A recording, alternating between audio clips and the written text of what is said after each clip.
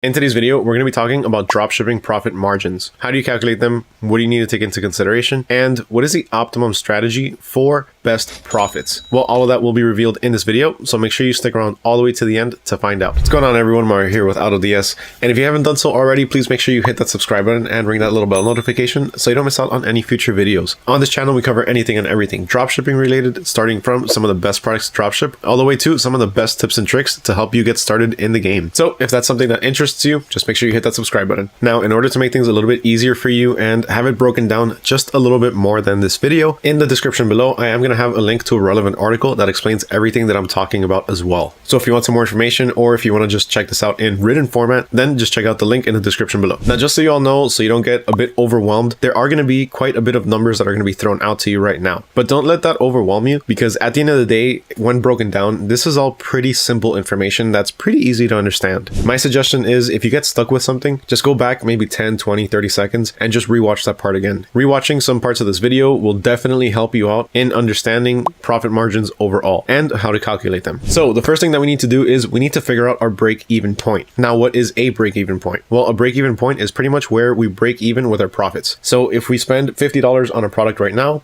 then technically we're negative $50. So we're under 50 bucks. Then if we charge exactly $50 for the same product, then that is our break-even point. We're going to be even. So we spent $50, but then we made $50 to make up for it. So we're right on point. Now, everything that we go over, that's going to be simply our profit. Now, there's one simple formula that's going to tell you what exactly your dropshipping profit margin is. And that's going to be this. Dropshipping profit margin equals your income minus your expenses divided by your income multiplied by 100. So let me give you a quick example of how that works with something like Shopify and having a monthly plan, because this is where things can start to get a little bit complicated. A lot of people don't necessarily understand that they have to include all of their expenses, not just the cost of the product itself. You have to include what you're paying monthly for any subscriptions, like let's say your Shopify subscription, any credit card transaction fees, or any marketing fees. All of this stuff needs to be taken into account, because if you don't, then you could potentially be undercharging. And when you undercharge, you're one, not going to be making a lot of profits, and two, you could potentially even be losing money. And all of us are not here to lose money, of course. We're all here to make money. So make sure you include all of your expenses, no matter how small. So let's take, for example, Shopify.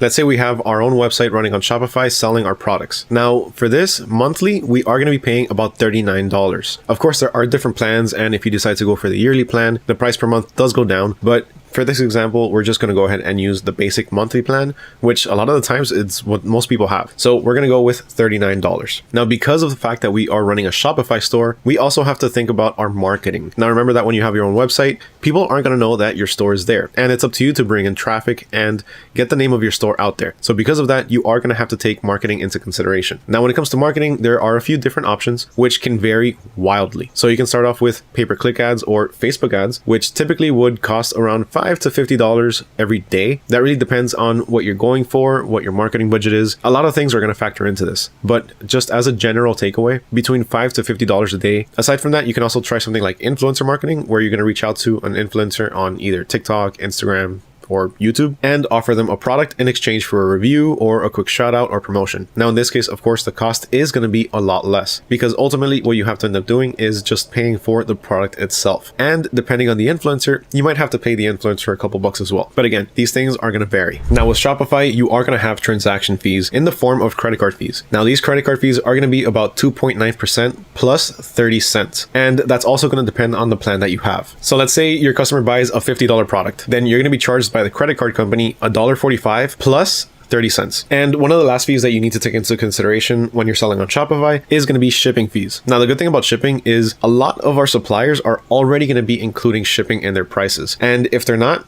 then you probably should already be doing that. So what I do is, whenever I find a product that costs $20 and it has a $10 shipping fee, to me, it's not $20 plus $10. It's going to be $30 flat out. Really, it just makes it a lot simpler to keep track of prices and expenses. So let's assume that we have a product that costs $100. After adding up all of our different fees, then it comes out to about $150. So these $150 are going to be our total expense. Now, how much are we going to sell it for? Let's say that we sell it for a 25% markup and we sell it for $200. Now, let's assume that we're going to end up selling this for about 200 bucks. So we're just going to do 200 minus 150 and our profit is going to be $50. Now, what is a good profit margin? What should you be aiming for whenever you're pricing your products? Well, that's really really gonna depend. That's gonna depend on what your goals are, how much your expenses total out to monthly. But as a general rule of thumb, do not go less than 10%. Anything less than 10% is insufficient and unacceptable. You want to be making at a minimum over 10% profit margin. One thing that you also need to take into account is going to be the final price of your actual items. So if you have an item that sells for $1,000, 10% of that is going to be a lot more than, let's say, 20% of an item that costs $200. Now, ideally, what you really should be aiming for is anywhere between 15 to 60% profit margin. Now, I know 60% sounds like a lot, but it's totally doable. There's products out there that you can get for fairly cheap, and when they're trending, you can sell them for pretty high. But of course, that doesn't apply to every single product. So don't try to price all of your products at a 60% profit margin, because it's just not going to work. This is something that you're going to have to experiment with, and sometimes even vary by item. Now, let me give you a quick list of fees, 8 of them in particular, that you should always keep in mind. Now, of course, these are going to range depending on the platform that you're selling on. So certain fees that apply for Shopify might not apply for eBay or Etsy, and vice versa. So the first fee that you always need to keep in mind is going to be your selling channel fee. Now, this for the most part is going to come in the form of subscription fees. And as I mentioned earlier, on Shopify, it'll cost you about $39 per month starting, whereas on a marketplace like eBay, if you have a personal account, then you can sell for free, aside from your final value fee whenever an item actually sells. But that's beside the point. Now, on the other side, you can also apply for a business account. But when you have a business account on eBay, then you are going to have to pay a monthly fee, which typically starts at about $25 per month. That's not really necessary, especially if you're just starting off. If you are just starting off with dropshipping, then don't worry about paying for a monthly fee for eBay to get a business account store. You can start off with a free personal account, you'll be just fine. Another fee that you need to be mindful of is going to be your listing fee. If you're selling on a platform like Shopify or Wix or WooCommerce, pretty much your own website, you don't have to worry about listing fees because you're not going to get charged per product that you put up. Now, if you're selling on a platform like, let's say, Etsy, then you are going to have a listing fee. So what happens here is each time that you upload a product, you're going to get charged 20 cents. Next up, we have selling fees. Now, selling fees are going to come in the form of a small percentage per transaction. For the most part, though, these are going to be pretty much in any marketplace that you sell on, with the exception of a few. Now, related to selling fees, you're also going to have international selling fees, which typically are going to be either a little bit more or they're going to be a separate fee altogether. So let's say you're in the US and you make a sale in Europe. You're going to be charged about 1.30% as an international selling fee. Payment provider fees are also another fee that you're always going to have to be mindful for. And these are going to come also in the form of small percentages. So every single time that you charge somebody or somebody pays you through a credit card or a debit card, then this is when that fee is going to apply. If somebody pays through, let's say, PayPal or Western Union or something like that, then this fee won't apply. Next up, we got chargeback fees, and chargeback fees suck because a lot of the times a chargeback fee is going to happen whenever a customer complains to their bank and they say, I never received my item, then that's going to cause a chargeback. So on top of getting charged that chargeback fee, you're also going to have to end up refunding your customer for whatever product it is that they didn't receive. Shipping, taxes, and custom fees are next. Now, these can technically all be bundled up together because this is going to depend on the location that you're shipping to or that you're shipping from or wherever it is that you're making the sale. So as I mentioned earlier, shipping fees, for the most part, I like to include directly in the listing already. So I already have my shipping fees calculated into the final price of my product. Now, taxes are also going to vary depending on where you're selling. So if you sell in the US or if you sell in Europe, taxes are going to vary. And with that being said, duties are also going to vary depending on what country you're shipping to. And last but not least, we have advertisement fees. Now, advertisement fees are going to include things for pretty much your marketing. So things like influencer marketing or ads. Now, how can you set the optimal pricing for each and every single product that you have to make the most out of it that you can? Well, first off, you need to take into consideration all of the different fees like we mentioned earlier. Now, after you have all that figured out, then you can start to implement different strategies. One of them being odd even pricing. Now, this is pretty much a psychological trick that you can start to use to play with your customers' minds. Now, not in a crazy weird way, but in a way where you can get them to think about making the purchase right now. Remember, as I always say in almost every one of my videos, we're targeting impulse buyers. We're looking for people that want to make the purchase immediately. Now, odd pricing is pretty much for those consumers that are looking to make a purchase at a budget-friendly price. So they're looking for things that sometimes are at a discount. Now, in order to target these customers, instead of pricing something for $10, we can price it simply for just $9.95. Honestly, what's 5 cents going to do to us, right? If we lose 5 cents, nothing's really going to happen. So remember, more than anything, this pricing method is going to be aimed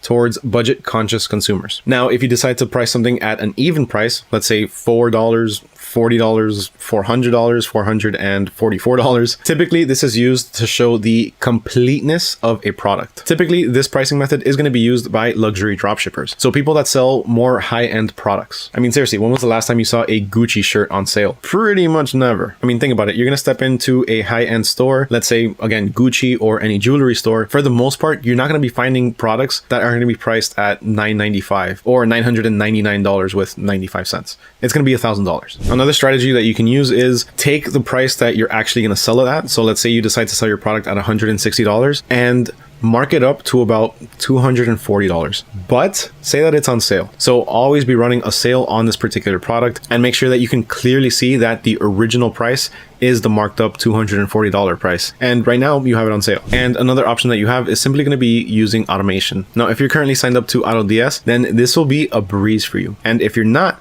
then you can sign up right now for the trial period for just $1. Now, check this out. So for this, all you simply have to do is click on the product that you have in your store. So in this case, I have this hooded sweater blanket, and let's just go ahead and edit it. So here we have the different tabs. We have the product description, variants, images, and item specifications. All we need to do here is simply go to variants. So on the variants tab, here is where you can change all of the pricing for all of your different variations for a particular product. Now you can either bulk edit, so you can go ahead and click on all of them and then click on the edit button over here. And then you can set your prices either based on a free percentage or profit dollar amount, a profit percentage, or a sell price. So here you just set everything at $55 and all of your different variations will be priced at $55. Here it's going to be based on your chosen percentage, and here it's going to be based on your chosen dollar amount. Now, another option that you have that is a bit more specific is going into each individual variation. So what I mean by that is simply click on the edit button over here, and now you can see a little bit more information. So as we can see, we have our fees set to about 50%, which gives us a profit percentage of about $43.76 for a total selling price of $50. Now what we can do here is, let's say we want to target our budget-friendly consumers. We can set this simply to $49.95. Or to make things a little bit easier, we can just simply click on the round cents and switch it over here to, let's say, 95 cents. And remember how I talked about making sure everything is on sale? In order to do that, we can do that simply from this same page. We can simply just click on compare price, and we can do a percentage or we can do a dollar amount. I like to do a dollar amount because it keeps everything a bit more even. So we can do compare at price